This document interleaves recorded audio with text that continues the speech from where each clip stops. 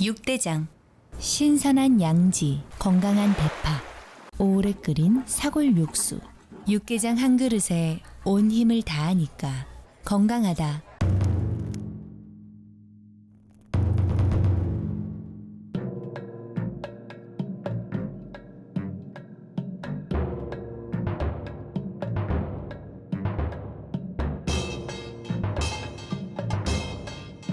육개장은 육대장. 사랑이 샘솟고 웃음꽃 가득한 5월을 라디오 서울이 함께합니다.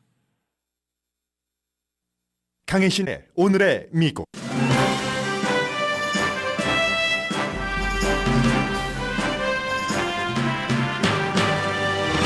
공화당 상원 의원, 공화당으로서는 유일하게 아프리칸 아메리칸 연방 상원 의원인 팀 스캇이 지금 본인의 지역구인 사우스캐롤라이나주에서 대선 출마 선언을 하고 있습니다.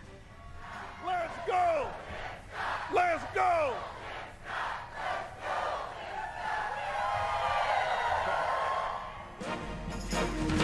최근 흑인의 대선 출마가 늘어나고 있지만 팀 스캇처럼 광범위한 지지를 얻는 인물은 없습니다. 저 사람 왜 나오지? 라고 생각하시는 분들이 많으실 텐데 복병이 될 가능성이 높습니다. G7 정상회담을 끝내고 서둘러 귀국한 바이든 대통령은 어젯밤 케빈 맥카티 하원 의장과 전화통화를 하고 두 사람은 오늘 만나서 채무 상한선 협상을 합니다. 그러나 만만치 않아 보입니다. G7 정상회담에서 미국은 우크라이나에 대한 지속적인 지원을 약속을 했고 한국도 마찬가지 지원을 약속했습니다. 그리고 한미일 정상회담에서는 일본과 한국 대통령과 총리를 미국 대통령이 여름에 백악관에 초대를 해서 한미 핵에 관한 협력체에 올해 말경에는 일본까지 포함시킨다는 게 미국의 입장이라고 뉴욕타임스가 보도했습니다. 유색인종 지위 향상 협의회가 플로리다주가 노골적으로 흑인과 유색인종을 위협한다면서 플로리다주로 여행 가지 말라고 경고하자 흑인 정치인으로부터 반격이 나왔습니다. 유색인종 지위 향상 협의회는 반격에 또 반격을 했습니다. 반도체 제조업체가 캘리포니아주에 40억 달러를 투자합니다. 미국 경제가 좋은 상태라고 생각하는 미국인은 24%로 지난달보다 낮아졌습니다. 여러분 안녕하십니까? 오늘의 미국 강혜신입니다. 굉장히 강력하고 그리고 굉장히 이례적인 그 같은 팀 스캇 사우스캐롤라이나가 지역구인 연방 흑인 상원 의원의 대선 출마 모습입니다. 좀 전에 잠깐 들어보신 것처럼 여러분들께서 들을 때가 마지막이었습니다. 대선 출마 선언을 하고 연단에서 내려와서 지금 마이크 없이 사람들에게 뭔가를 얘기하는데 굉장히 열정적입니다. And prove 마이크를 핀 마이크를 꼽았군요. 연단에서 내려와서 사람들에게 가까이 다가간다 하는 뜻인 것 같습니다. 그러니까 지금까지 대선 출마 선언을 하는 사람이 연단에서 출마 선언을 하고 나서 아래로 내려와서 높이가 똑같습니다. 지금 모든 사람들이 앞에 서서 그를 지지하고 있는데 그 사람들 앞에서 아무런 트랜스크립 없이 연설을 하는데 연설을 무척 잘합니다. join the team of the greatest nation on God. 이 사람은 다른 사람과 달리 굉장히 이제 미국에 대해서 긍정적으로 아프리칸 아메리칸이지만 그러한 것들을 얘기를 한다는 것이 다르고요. 제가 이제 조금 있다가 말씀을 드리겠지만 다시 또 연단으로 올라왔네요. 연단에 올라오니까 프롬프터는 있지만 프롬프터를 전혀 보이지 않고 있습니다. 분위기를 좀 느껴보시라고 전해드립니다. Generations may be gracious towards us. I believe the next American century starts today. 네, 오늘부터 미국의 다음 세기는 시작한다 하는 얘기군요.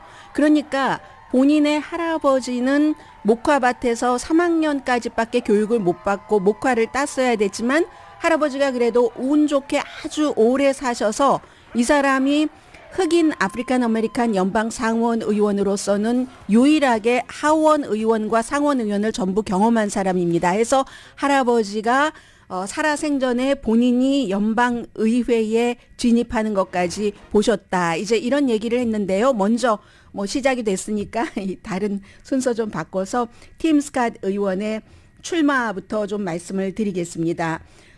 굉장히 우선 몇 가지를 좀 들어보실까요? 몇 가지를 들어보시는데 미국이 무척 훌륭한 나라다. 시작할 때 아주 부드럽게 좀 가뿐하게 보일 수도 있고 그렇게 연설을 시작을 했거든요. 팀 스캇 오늘 출마한 공화당 연방 상원 의원 대선에 출마한 사람이고 이 사람이 중요한 것은 지금으로서는 트럼프 전 대통령과 론 디센티스의 모든 것이 쏠려 있지만 만약에 두 사람 가운데서 한 사람이라도 아니면 두 사람 다 뭔가 삐걱거리게 될 때는 그 다음에는 팀 스캇 상원 의원이 주목받게 된다는 점에서 제가 오늘 맨 앞에 이 팀 스캇 상원 의원의 공화당 대통령 예비선거 후보로 공식 출마하는 내용을 전해드리고 있습니다. I'm so proud to be an American. I hope you are. Are you proud to be an American? I can't hear you. I can't hear you. I can't hear you. Oh yeah. America is the greatest 락스타 nation 같죠? on God's green earth. 네, 미국은 정말 신이 창조하신 국가 중에서 정말로 가장 훌륭한 미국이다. 왜 훌륭하냐 하는 것을 몇십 분에 걸쳐서 얘기를 했지만요. 특히 기회의 나라라는 것을 아프리칸 아메리칸이 강조를 합니다. We live in the land of opportunity. We live in the land where it is absolutely possible for a 모든 게 kid raised in poverty 가능한 나라, 아주 가난하게 자라난 in a small 어린이도 apartment to one day 언젠간 작은 serve 아파트에 in the people's 살았지만 house. And maybe even the White House. 네, 그렇게 가난하고 힘들게 자란 어린이도 피플스 하우스에서 maybe it's 화이트 하우스에서도 서브할 수 있는 가능성의 나라가 미국이라는 얘기를 했습니다. 그리고는 사실은 이 팀 스캇 의원은 트럼프 전 대통령 전당대회 할 때 아프리칸 아메리칸으로서 보수로서 전당대회에서 아주 훌륭한 연설을 했기 때문에 여러분들께 전해드린 적이 있습니다. 그 스토리를 그대로 얘기를 하죠. 할아버지가 1921년도에 태어나셔서 3학년 때에 목화밭으로 일하시러 가셨는데 이게 그 세대에 할아버지가 살아 계실 때 이렇게 모든 것을 손주가 의회에 입성하는 것을 보는 것 이게 점진적인 개혁, evolution이다라고 얘기를 했습니다. But my grandfather lived long enough to watch his grandson pick out a seat in Congress.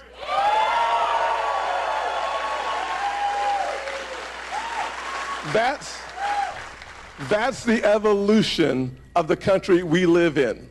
My family went from cotton to Congress in his lifetime. 이게 이제 이 사람을 얘기할 때 계속 말하는 것이 될 겁니다. 나의 패밀리는 커튼에서 목화밭에서 컨그레스 의회로 간 것. Faith. Faith in God, faith in himself, and faith in what America would be. He looked 네, beyond 할아버지 이렇게 된 것은 할아버지가 갓을 믿었고 미국을 믿었고 자신을 믿었고 그 같은 믿음, 미국이 어떻게 돼야지 된다 하는 것을 믿었기 때문에 이 같은 손주까지 나왔다는 얘기를 합니다. out now in the goodness of America. 7살 때 부모가 이혼을 해서 700 스퀘어 피트 되는 할아버지 집으로 이제 모든 가족들이 이사 갔었고 그때 이제 할아버지가 better 이냐 아니면 비러냐 그냥 씁쓸하게 이렇게 인생을 살 것이냐 아니면 더 나은 곳을 살 것이냐 아니면 두 가지 다일 수도 있다 하는 데서 본인은 이제 better를 선택을 했다 하는 팀 스캇 의원입니다. 말씀드린 것처럼 트럼프나 론 디센티스가 그 자리를 차지하기 어려울 때 딱 이 사람을 떠올리게 되는데 디센티스는 플로리다주에서는 인기지만 그 강하게 인기가 있는 것이 본선에서는 너무나 사회적으로 보수적이고 그리고 그 보수도 일관성 있지가 않고 예를 들어 뉴햄프셔라든가 이런 주에 가면 절대로 플로리다주에서 자랑스럽게 임신 6주일 이후에는 낙태를 할 수 없다고 낙태금지법에 서명을 하고는 그 얘기를 진보적인 주에 가서는 전혀 하지 못합니다. 그 같은 딜레마가 본선에서의 딜레마가 될 것이고 그리고 이제 유색인종 지위 향상협의회에서 경고한 것도 있고요.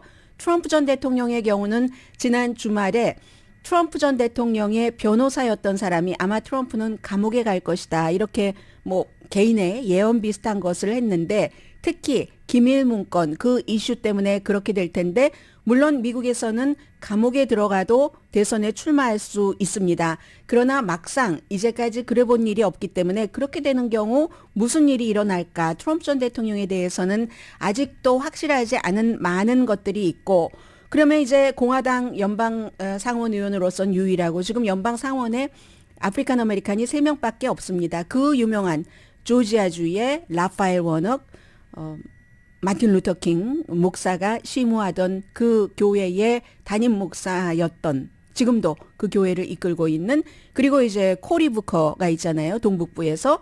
근데 두 사람은 다 민주당입니다. 이 사람만이 현재 유일하게 공화당이고요.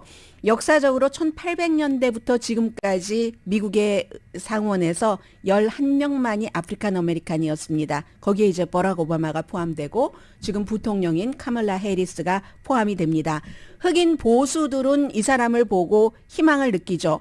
사우스캐롤라이나주에서 원래 이제 하원 의원이었는데 니키 헤일리라는 먼저 출마한 사우스캐롤라이나 주지사가 상원 의석이 공석이 됐을 때 이 사람을 지명을 했고 그 뒤는 선거를 해서 뭐 25% 차인가로 당선이 됐습니다. 또 한 사람의 사우스캐롤라이나주의 연방 상원 의원이 린지 그레이엄 의원입니다. 참 아이러니하죠. 그런데 니키 헤일리와 이번에 딱 같은 선거에서 부딪히게 되고요. 사우스캐롤라이나주는 작습니다. 인구가 뭐 500만 명 조금 넘거든요. 550만 명도 안 됩니다. 그리고 연수입은 뭐 한 5만 달러 정도? 그러면 캘리포니아주가 인구가 거의 4천만 명의 연수입이 캘리포니아주는 한 8만 달러. 미국에서 한 5번째 정도, 뭐 워싱턴 DC 이렇게 쭉쭉쭉 해서 하와이 바로 뒤에 캘리포니아주가 있고 5만 달러는 한 50개 주 가운데서 40번째 정도는 됩니다. 그리고 뭐 지형상으로는 조지아주의 바로 그 동북쪽 해안이죠 전부 이 해안 쪽으로 해서 바로 이 팀 스캇도 원래 그 찰스톤에서 시의원을 하고 주 의원을 하고 연방 하원 의원, 연방 상원 의원을 겪었는데 그만큼 인구도 적고 뭐 그다지 부자 이런 나라 이런 주도 아니지만 사우스캐롤라이나 주가 남부에서는 일찌감치 이제 선거를 하는 그런 주이기 때문에 굉장히 중요하고요. 2월 달에 팀 스캇이 사우스캐롤라이나 주의 공화당 의장에게 라스트 네임이 워싱턴인데요. 그분에게 가서 내가 아무래도 대선에 출마를 해야지 될 것 같다. 이렇게 얘기를 하니까 원래 그 워싱턴이라는 의장은 트럼프 전 대통령을 지지할 계획이었었거든요. 나 스위치해야지 하면서 지금 열심히 이 사람을 돕고 있고 왜 많은 한인분들도 되지도 않을 건데 왜 나오지? 라고 생각을 하시는 분들이 계실 텐데 그래도 벌써 2,200만 달러나 기금이 있는 사람입니다. 그만큼 현재는 한 자리 숫자밖에 안 됩니다. 여론조사 결과. 그러나 거듭 말씀드리지만 세 번째네요. 오늘. 이 사람은 디센티스나 트럼프 전 대통령에게 무슨 일이 있을 때 대안으로서 확실하게 사람들이 보고 있는 그런 그 인물이고요. 왜 허먼 케인이라든가 뭐 피자 같은 그 회사하고 한 비즈니스맨이 대선에 예비선거에 출마했었잖아요. 그러다가 나중에는 트럼프 전 대통령 엄청 지지하다가 코비드가 퍼졌을 때 처음에 이거 아무것도 아니야. 트럼프 말 듣고 그대로 하다가 무슨 코비드에 걸려서 엄청 고생을 한 사람도 대선에 출마했었고 아프리칸 아메리칸. 그 전에는 벤 칼슨도 트럼프 전 대통령과 같이 예비선거에 출마를 했었습니다. 이 사람은 세계적으로 시암 쌍둥이 분리 수술에 성공했던 사람이죠. 그런데 예비선거에서 당연히 떨어졌으니까 트럼프가 됐고 트럼프는 나중에 그를 주택부 장관으로 임명을 했는데 그 당시에 사람들이 한 유명한 얘기가 있습니다. 벤 칼슨은 주택에 대해서는 본인의 집 한 채 산 거 이외에는 아는 게 없을 것이다 했었던 이만큼 최근에 몇 년 사이에 허먼 케인이라든가 벤 칼슨이라든가 지금 뭐 켄터키주에서도 주지사로 최초로 아프리칸 아메리칸이 될 것 같은 그런 그 분위기이거든요. 이렇게 아프리칸 아메리칸들이 정치에서 굉장히 앞서 나가고 있고 이 팀 스캇뿐만이 아니라 사우스캐롤라이나주의 상원 의원뿐만이 아니라 캘리포니아주에도 이미 공화당으로서 대선에 출마한 사람이 있기는 있습니다만 아무도 그를 주목하지 않습니다. 저도 여러분들께 별로 말씀드리지 않았고 그 사람과 팀 스캇은 구분이 되는 겁니다. 레리 엘더라고 터크쇼 호스트 얼마 전까지도 본인이 계속 하다가 이제 처음에는 중요한 방송국에서 ABC인가에서 시작을 했어요. 샌디케이트로. 그러다가 지금은 다른 사람에게 넘겨주고 팍스 텔레비전에 굉장히 많이 나왔었고 트럼프 전 대통령 시대에 이민에 대해서 강경하게 가족 막 떨어뜨려 놓고 하는 그런 정책을 펼쳤던 스티븐 밀러라는 캘리포니아주의 그 30대 초반이었잖아요. 당시에 그 사람을 본인의 터크쇼에 뭐 64번인가를 출연시켰고 인기가 있었습니다. 말도 굉장히 잘해요. 이 레리 엘더라는 사람이 LA에서 태어나서 아버지는 2차 대전에 참전을 했고 동생은 베트남전에 참전을 했는데 본인은 그 군인이라든가 이런 그 국가에 대한 아주 적극적인 애국을 한 적이 없어서 대선에 출마한다라고 얘기를 하잖아요. 브라운 대학교에 나왔고 뭐 책도 많이 썼고 하는데 이 사람은 여러분께서 이렇게 기억하실 수 있습니다. 2021년도에 그 게빈 뉴섬 캘리포니아 주지사 소환 운동에 앞장서고 본인이 후보로 나갔던 사람입니다. 그런데 이제 그 과정에서 여러 가지 문제가 있었는데 특히 뭐 결혼도 뭐 여러 번 했어요. 근데 한 번은 분명히 했고 첫 번째 부인과는 부인은 아이를 낳자고 하는데 이 사람은 아이를 낳기 싫다 해서 이혼했다고 하고 같이 오랜 뭐 동거한 사람도 있고 누구도 있고 이런데 여자친구들이 굉장히 그 뭐 성폭행을 했다 이런 얘기도 나왔고 나중에는 뭐 마리화나에 잔뜩 취해서 총으로 본인을 위협을 했다는 잘 알려진 그 같이 살기도 한 여자친구가 그 얘기를 하고 해서 그때 여러분들께 뉴스를 전해드렸을 겁니다. 다른 후보로 공화당 후보로 게빈 뉴섬을 물리치고 되려고 했었던 사람들이 저 정도면은 인격 파탄이다. 나오면 안 된다 했는데 아무튼 그랬던 인물입니다. 그래서 레리 엘더라는 공화당의 똑같은 아프리칸 아메리칸이지만 그 후보와 팀 스캇 후보와는 좀 다르다. 대하는 것도 다르고 보는 것도 다르다. 지금 이런 얘기들을 하고 있고요. 흑인 공화당 정치인은 이게 이제 그 아프리칸 아메리칸이 아니라 에이시안 아메리칸들의 미래의 길이기도 한데 왜냐하면 그분들이 먼저 투표권이라든가 여러 가지 뭐 인권 운동 같은 것을 해서 다른 소수 인종들이 그 아프리칸 아메리칸들에게 빚을 지고 있는 점도 있죠. 이제 그들의 그것에 따라서 투표도 할 수 있고 됐으니까 정치에서도 그들이 가는 길을 이렇게 따라가는데 흑인은 공화당에서는 어떤 그런 뉘앙스가 있느냐면은 일부 공화당들은 무시합니다. 미묘하게 차별받고 흑인이면서 흑인의 권리를 별로 생각하지 않는 공화당에 속해 있네 이런. 민주당은 얼마나 조롱하겠습니까? 배척까지도 하죠. 그러니까 어떻게 보면은 갇힌 느낌. 그런데 팀 스캇은 분명하게 긍정적인 메시지를 굉장히 많이 얘기를 하고요. 그냥 흑인 보수주의자가 아니라 나는 그냥 보수주의자다. 이런 것을 무척 강조합니다. 그리고 팀 스캇과 레리 엘더처럼 이렇게 흑인으로서 많이 알려진 사람들이 하는 얘기가 희생자라고 본인을 생각하지 않습니다. 억압받는다고도 생각하지 않습니다. 좀 전에 연설에서도 나왔잖아요. 미국은 억압하는 국가가 아니라 기회의 나라다 하는 얘기가 나왔는데 어쨌든 이 팀 스캇 후보도 미국에 존재한다고 믿는 피해자 정신을 굉장히 비난을 하지만 인종 문제를 가지고 나오면 그것이 오히려 국가를 분열시킨다 이런 얘기도 하지만 결정적일 때는 본인의 인종으로 돌아갑니다. 예를 들어서 2017년도에 트럼프 전 대통령이 버지니아 샤로츠에서 백인 우월주의자들에게도 좋은 사람이 있고 반대파에도 좋은 사람이 있다 할 때는 강하게 비난을 했습니다. 백인 우월주의자가 어떻게 좋을 수가 있느냐고. 그래서 그때 트럼프 전 대통령이 그를 백악관으로 초대했죠. 초대하고 나서 너무 인상 깊어서 전당대회 때 중요한 연설을 시켰는데 그 연설을 하고 나서 더 유명해지고 이제는 트럼프 전 대통령에게 도전장을 내민 그런 일이 됐습니다. 그래서 앞으로 몇 주일은 이 대선은 기다리는 게임이 될 겁니다. 정말 목화밭에서 목화를 따던 할아버지의 손주가 연방 상원 의원이 돼서 오늘 저렇게 열렬하게 연설을 했고 수요일에는 아이오와주에 갑니다. 목요일에 뉴햄프셔에 가고 오늘 아침에 그 박스 텔레비전인가요? 어디서 인터뷰를 하는데 뭐라고 얘기를 하냐면은 미국이 긍정적인 것에 이렇게 굶주렸는지 모른다. 이 사람이 원래 긍정적인 메시지를 많이 내는데 긍정적인 것에 이렇게 굶주려 있는지 나는 미처 몰랐다라고 얘기를 했습니다. 이로써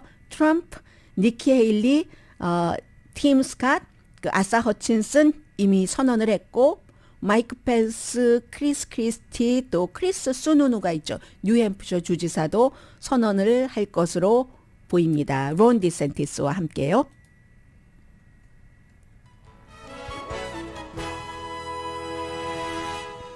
당연히 공화당 얘기고요.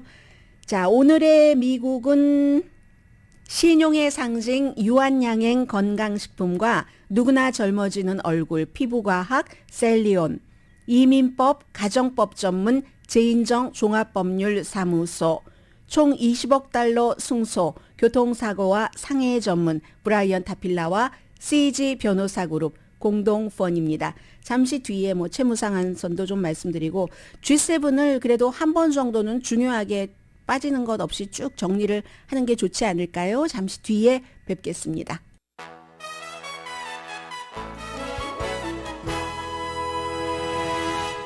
라디오 서울 방송 오늘의 미국 듣고 계십니다. 이 G7부터 정리를 하는 게 좋겠는데요.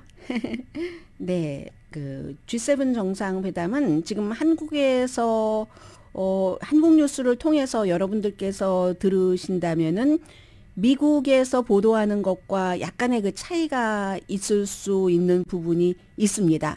기본적으로 어제 아침부터 어제 새벽부터 이미 이제 미국에서는 바이든 대통령과 또 기시다 후미오 일본 총리와 윤석열 대통령의 회담에 대해서 얘기를 하는데 여름에 이 두 사람을 초대를 백악관에 해서 겨울쯤에는 올 여름이 끝나기 전에는 그 제가 헤드라인 읽어드릴 때 미처 말씀을 못 드렸어요.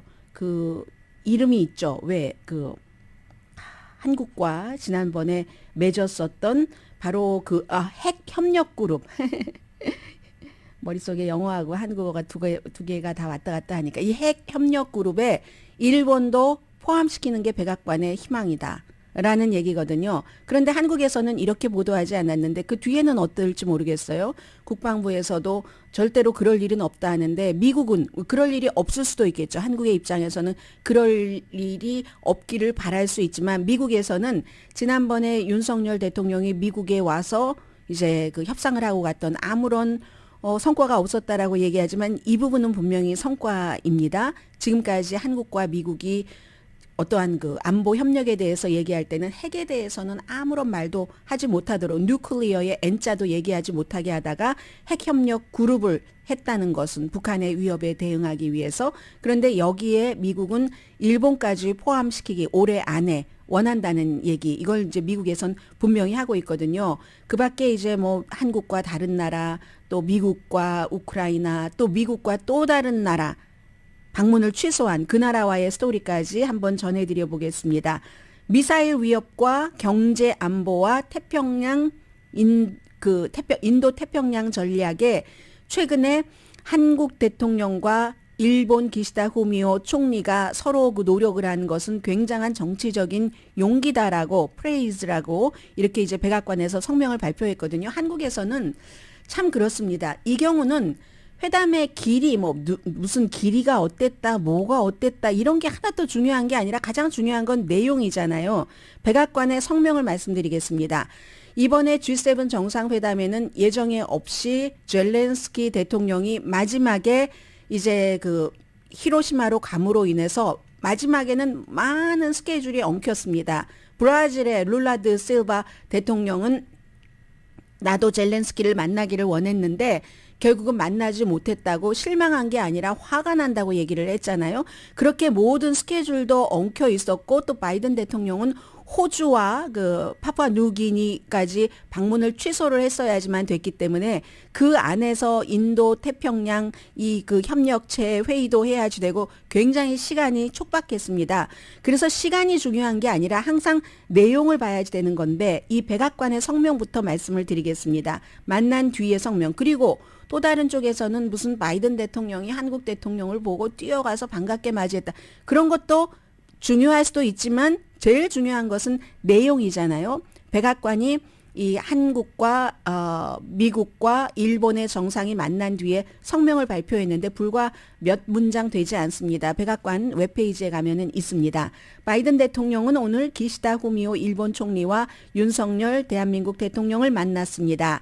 기시다 후미오 일본 총리를 먼저 얘기를 합니다. 그래서 순서를 제가 이렇게 말씀드려요. 바이든의 기시다 후미오와 윤석열 대통령의 관계 개선을 바이든 대통령이 그 용기를 높이 샀는데 그 같은 용기와 노력이 인도 태평양 지역을 더욱 강하게 만든다고 얘기를 했다. 세 나라 지도자들은 세 나라의 협력을 새로운 차원으로 끌어올리는 방법에 대해서도 논의했다. 이때의 이 새로운 차원이라는 것은 뉴 하이트라고 하는 것은 미사일 위협 어디로부터겠습니까? 북한으로부터죠. 경제 안보, 인도 태평양 전략에서의 협력 이 두 가지는 아무래도 중국을 의식한 것이겠죠. 이러한 부분에 대해서 삼국의 협력을 새로운 차원으로 끌어올리는 방법에 대해서도 논의했다. That's it. 이게 백악관에서 발표한 성명의 모든 것입니다. 그리고는 이제 뉴욕타임즈의 그 도쿄 그 데비 싱얼 그 지국장 이 사람은 국방 전문입니다. 최근에 몇 개월 동안 워싱턴이 초용하게 압박을 해서 두 정상이 이렇게 뭐 서로 방문도 하고 이런 일들을 했고 20세기 그 일제 강점기로 생긴 역사 분쟁을 해결하기 위한 정치 용기를 특히 이제 한국의 징용 배상 그렇게 논란이 많았던 이런 것을 포함을 해서 이제 바이든 대통령이 이 프레이즈 했다 하는 얘기입니다. 그래서 미국으로서는 이 뉴욕타임스의 국방 전문이면서 그 도쿄 지국장이 하는 얘기입니다. 한국과 일본이 지역 방위에 대해서 직접 협력을 하도록 하기 위해서는 분쟁을 극복하기를 원한다는 겁니다. 그리고 그러니까 여름에 어제 벌써 새벽에 나온 얘기예요. 여름에 한국과 일본 대통령과 총리를 백악관으로 초대를 해서 미국은 핵협력 그룹, 지금은 일본이 포함되지 않았지만 올해 말에 일본이 조인하기를 희망한다. 이게 백악관의 희망이라는 기사입니다. 그리고는 이제 한국적인 면을 얘기를 하자면 기시다 후미오 총리와 그 원자폭탄 피해 그 한국인을 추모하는 그 기념비 앞에서 뭐 부부가 같이 뭐 헌화하고 그리고는 한국으로 돌아와서 올라프 숄츠 독일 총리와 뭐 여러 가지 공급망이라든가 그런데 외교에서 있었던 일들은 다 말하지는 않습니다. 이 독일의 매체에서는 올라프 숄츠 독일 총리가 한국 윤석열 대통령에게 우크라이나에 대해서 더 많은 지원을 하도록 압박을 했을 것이다. 이렇게 보도를 하고 있어요. 지금 한국의 용산의 대통령실은 그런 얘기를 하고 있지 않지만 그 밖에 이제 유럽연합 의장도 만났고 특히 올라프 숄츠 그 독일 총리가 본인이 원해서 본인이 먼저 요청을 해서 이제 윤석열 대통령과 그 서울에서 만나기 전에 DMZ 비무장지대를 간 것은 굉장히 그 중요하게 평가를 하고 있고요. 그리고는 이제 이 윤석열 대통령은 젤렌스키 대통령과 이제 기본적으로 회담도 했지만 긴 시간 회담도 했지만 그 회담을 하는데 그 자리가 어디에 앉아 있느냐 이런 것도요. 젤렌스키가 앉아 있고 한쪽 옆에는 이제 그 윤석열 대통령 또 다른 옆에는 인도의 총리 이렇게 앉아 있었거든요. 젤렌스키 대통령으로서는 두 나라 대통령에게 우크라이나 전쟁에 대해서 뭔가를 원하는 것, 기대하는 게 있었다는 겁니다. 그래서 얼만큼 젤렌스키 대통령이 이제 윤석열 대통령이 뭐 뭐도 보내고 지뢰 제거 뭐도 보내고 군사 장비도 보내고 한다고는 했지만 더한 것을 요구했는지 여기에 대해서 말하지 않고 인도 총리도 마찬가지입니다. 거기에 대해서는 이제 또 다른 것은 젤렌스키 대통령이 바흐무트에 대해서는 러시아가 우리가 완전히 동부 그 돈바스 지역을 점령했다 했는데 점령하지 않았다라고 얘기를 했고 모든 지도자들이 공통적으로 그 히로시마 평화공원에 가서 핵으로 그 피해를 입고 숨지고 하신 분들께 이렇게 뭐 헌화를 하고 한 그런 것을 보면서 젤렌스키 대통령은 마치 뭐 비슷하진 않지만 꼭 내가 우크라이나를 바흐무트를 보는 것 같다. 바흐무트가 완전히 지금 폐허예요. 우리 가슴 속에만 바흐무트가 남아있다 할 정도거든요. 이제 그런 일이 있었고 여기에 대해서 또 한 사람 인도도 업저버고 한국도 업저버로 초대가 됐습니다. 또 다른 업저버, 중요한 업저버가 브라질이잖아요. 브라질의 이나시오 룰라 드 실바 대통령이 원래 일요일 오후에 그 일본 시간으로 만나기로 돼 있는데 젤렌스키 대통령이 뭐 한국 대통령과도 30분 회담하죠. 모든 사람들이 다 젤렌스키를 만나기를 원하고 젤렌스키도 우선 미국 대통령과 회담을 해서 3억 달러 넘는 추가 지원 요청 받았잖아요. 한국도 1억 달러 넘는 추가 지원 요청이 아니라 그 확답을 줬고 그러니까 이제 만나고 싶지 않았는지도 모르지만 어쨌든 약속 시간에 늦게 왔답니다. 젤렌스키 대통령이. 그랬더니 룰라 드 실바 대통령은 본인은 다른 스케줄이 있기 때문에 두 사람 다 뭐 특별히 막 절절하게 원하지는 않았을지도 모르죠. 본인도 다른 스케줄이 있어서 못 만났다. 러시아의 푸틴이나 젤렌스키 대통령이나 다 무슨 지금 휴전을 원하지 않는 것 같다. 왜냐하면 브라질의 룰라 드 실바 대통령도 뭐 다른 나라 지도자와 마찬가지로 중재를 좀 해보겠다 이런 얘기를 하고 있거든요. 그렇게 얘기를 했습니다. 아무튼 그래서 브라질은 못 만났다. 브라질은 못 만났는데 그 자리 자체도 한국과 인도의 지도자를 젤렌스키 양옆에 뒀다는 것은 더 중요하게 생각했다는 겁니다. 그리고 외교에서는 자리가 정말 중요한데 어떤 그 미팅에서는 호스트니까 기시다 후미오 총리가 맨 앞에 자리하고 있고 양쪽에 쭉 이제 중요한 사람들부터 놓는 거잖아요. 그러면 이쪽에는 기시다 후미오 총리로 볼 때는 오른쪽인가요? 왼쪽인가요? 이쪽 테이블에 바이든을 놓으면 그 건너편에 한국을 놓고 이런 식으로 해서 오히려 한국 대통령이 올라프 숄츠보다도 훨씬 앞입니다. 올라프 숄츠가 한국 대통령 뒤에 뭐 한 두 사람 더 앉아 있고 가던데 그런 정도가 됐고요. 중국에 대해서는 당연히 이제 중국의 그 어떠한 요즘 군사적으로 도발 같은 것 하는 것을 비난을 했죠. 그 커뮤니케에서 비난을 했고 그러자 중국은 아니 이건 그 G7이 중국을 비방하고 공격하기 위해서 만났어 하면서 일본 대사를 소환을 해서 항의를 했습니다. 영국도 마찬가지로 리시 수낙 대통령이 외교에서 그래서 친밀감이 중요하다는 얘기입니다. 리시 수낙 대통령이 G7 정상회담에서도 젤렌스키 대통령을 너무 버선발로 반겼어요. 그리고 우크라이나에 좋은 말을 많이 해줍니다. 그러니까 영국에도 중국이 그래? 관계가 악화되지 않길 바라면 조심해라 하는 경고를 했고요. 중국에 대해서는 전부 경제적으로 한국뿐만이 아니라 다 얽혀 있기 때문에 이분 미국까지 얽혀 있기 때문에 완전하게 중국을 뭐 천나라 안 돼 러시아처럼 이렇게는 못합니다.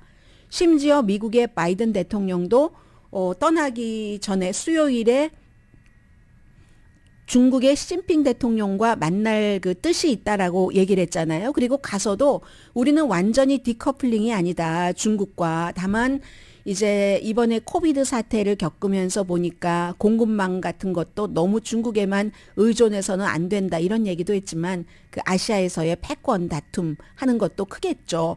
그런 얘기를 해서 미국조차도 마찬가지로 중국과는 위험 같은 것을 줄이고 완전히 단절은 아니다 하는 것을 이제 G7 정상회담에서도 강조를 했고요.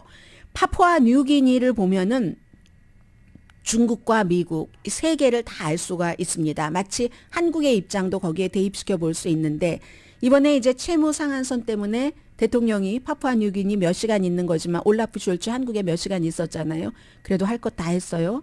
뭐 DMZ에도 가고 디너도 같이 먹고 그랬는데 파푸아 뉴기니와는 안보 조약에 서명은 했습니다. 대통령이 가진 않았지만 태평양의 중국 군사화에 대응하는 중국의 영향을 중국이 아주 이 나라를 공을 들이고 있는 거예요. 그러니까 미국 대통령이 가려고 했죠.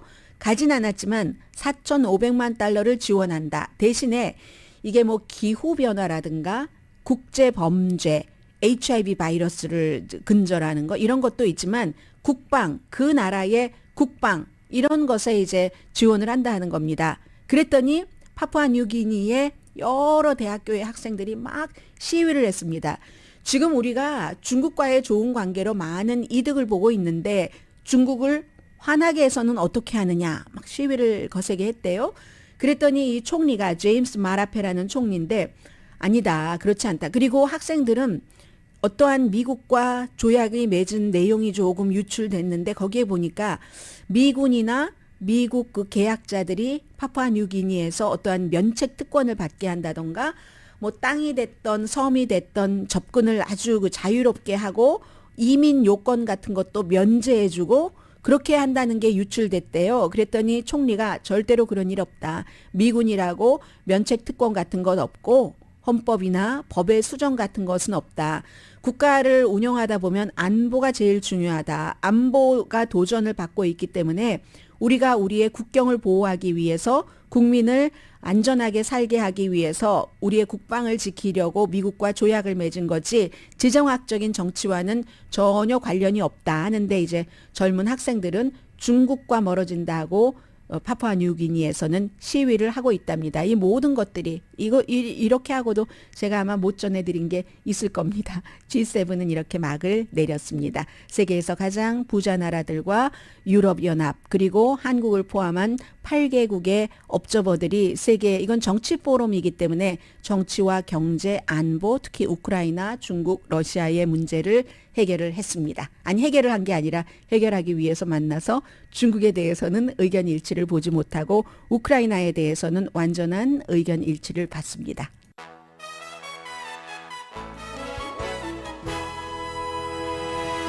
라디오 서울 방송 오늘의 미국 듣고 계십니다. 사실 계속 이 말씀을 드리는데 그냥 한두 마디로만 정리해도 됩니다. 어제 저녁에 이제 비행기로 미국으로 오면서 바이든 대통령이 케빈 맥카티 하원 의장과 채무 상한선 협상에 대해서 전화 통화를 했고 두 사람 전부 뭐 긍정적이었다 뭐 이렇게 얘기를 했는데요. 더 희망적인가? 전화 통화하기 전보다 라고 얘기를 물어봤어요. 케빈 맥카티 하원 의장 지금 워싱턴에 있잖아요. 그랬더니 나아졌다. So yes 라고 답변을 했고 바이든 대통령은 공화당의 지금 제안을 용납할 수 없다. 이제 결국은 지출을 삭감하라는 얘기인데 올해 지출한 것보다 2024년도에 지출을 적게 하라는 겁니다. 그래서 그 적게 하는 것은 그 백악관에서는 2023년 수준으로 그래도 한 인플레이션 감안하면 5% 줄이는 거거든요. 근데 이제 공화당은 2022년 수준으로 해라. 그리고 이제 뭐 메디케이드 혜택을 받으시는 그런 많은 분들께도 일하는 것에 대한 그 의무 사항을 더 강화하고 그러면 민주당이나 백악관에서는 아니 그러면 수입을 어디서 할 것인가? 그렇다면 아주 부자에 대해서 조금 세금을 올리는 것을 같이 해야지 된다. 그런데 공화당은 부자에 대해서는 세금을 올리는 게 아니라 깎아주기만을 원하면서 이렇게 사람의 생명 메디케이드 같은 것 갖고 하면은 이건 용납할 수 없다 하면서 바이든 대통령은 헌법 14조 의회가 채무 상한선을 승인하지 않더라도 대통령으로 권한으로 할 수 있는 이것까지 카드를 만지작거리고 있고요. 그런데 그건 결국은 법적 싸움을 하기 때문에 다시 도돌이표로 돌아와서 협상을 해야지 될 그럴 위험이 있습니다. 2주일도 채 남지 않았는데 그리고 대통령과 하원 의장이 협상을 해도 문제예요. 공화당의 프리덤 코커스는 절대 안 돼. 일이라도 양보해선 안 돼라고 얘기를 하고 있기 때문에 오늘 오후에 이제 만난다니까 워싱턴은 벌써 12시 43분이니까 곧 만나겠네요. 이 뉴스는 미국 경제가 좋은 상태라고 생각하는 미국인은 24% 뿐이다. 그냥 분위기 정도만 알아주십시오. 이게 이제 AP통신과 노크센터에서 공동 여론조사를 했는데 역시 당파적이라서 미국인들은 지금 상태 괜찮은데요? 41% 민주당은. 공화당은 7%.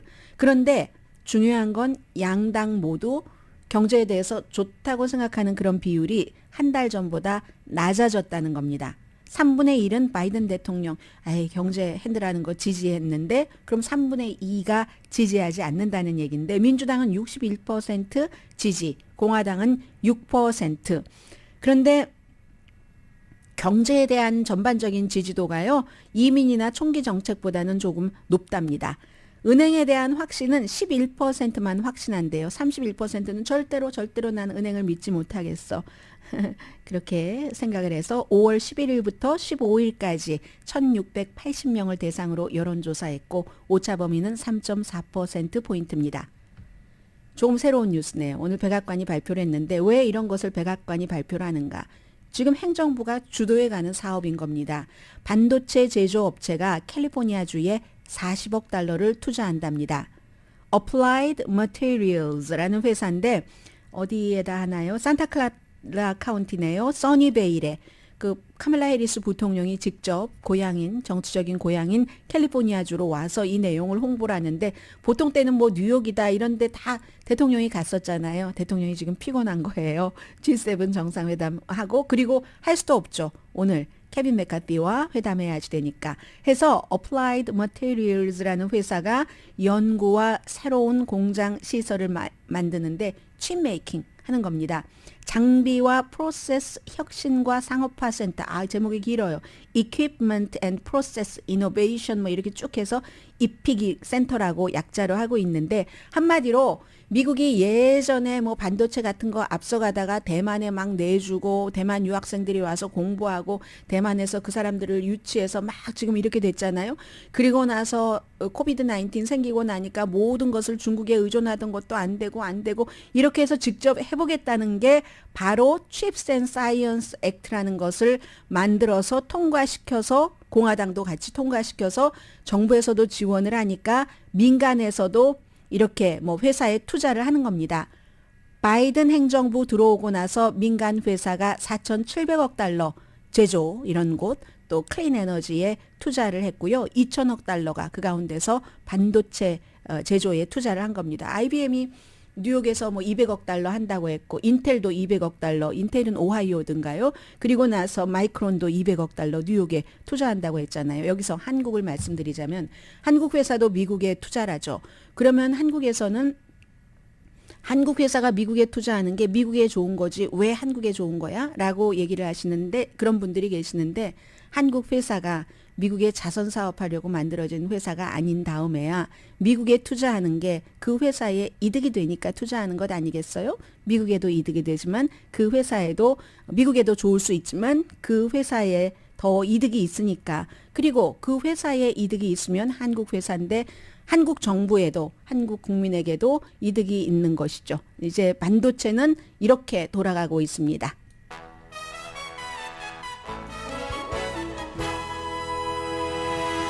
라디오 서울 방송 오늘의 미국 듣고 계십니다. 바이런 도널즈라는 플로리다주가 지역구인 하원 의원이 있습니다. 아프리칸 아메리칸이고요. 이분이 유색인종 지위 향상 협의회가 지난 주말에 강하게 얘기했었던 것을 오늘 아침에 그 박스의 그 박스 앤 프렌즈 프로그램에 출연을 해서 비난을 했습니다.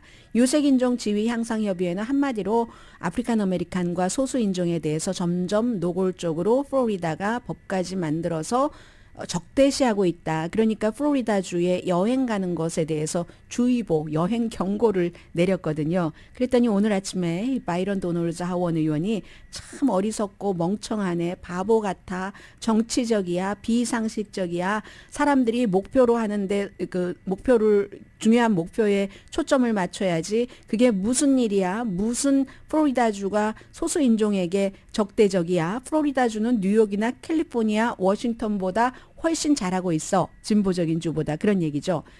그래서 그럼 본인은 플로리다주에서 적대감 같은 것을 느껴본 적이 있습니까? 라고 기자가 아니라 그 팍스 앤 프렌즈에서 물어봤더니 노 참 바보같이 하면서 무슨 그런 뭐 내가 소수인종이라고 아프리칸 아메리칸이라고 그런 적대감을 느껴봤겠어. 한 번도 느껴보지 않았어. 지금 우리가 집중해야 될 것은 인플레이션이나 가솔린 값이 그 큰 문제고 내가 느낀 유일한 적대감은 내 지갑에서야. 그 지갑에서 식료품 가솔린 값이 계속 올라가고 있고 그 밖에는 펜타닐의 그 이 위험 이런 게 적대적인 거지. 왜냐하면 모든 건 다 바이든 때문이야. 유색인종 지위 향상 협의회는 그런 곳에 포커스를 둬야지. 그게 적대감이지. 플로리다주에서 언제 유색인종에게 적대감을 표시했어? 이게 유색인종 그 바이런 도널즈 하원 의원의 얘기입니다.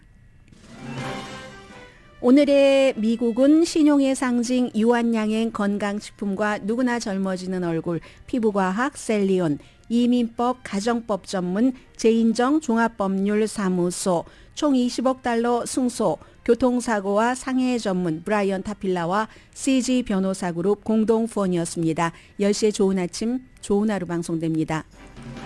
주말에 이제 그 G7 정상회담이다. 여러 가지를 쭉 채무 상한선이다. 아니면 이렇게 플로리다주 케이스 같은 것을 보면서 기류는 바뀌고 있다. 이제 세계 정세도 오랜 동안 냉전에서 탈피했던 것이 다시 이제 신냉전으로 들어간 것이 분명하고 미국에서도 이제는 뭐 가짜 뉴스야 너무 정치적으로 분열됐어 이런 것을 그 비난하고 그럴 타임은 이미 지난 것 같습니다.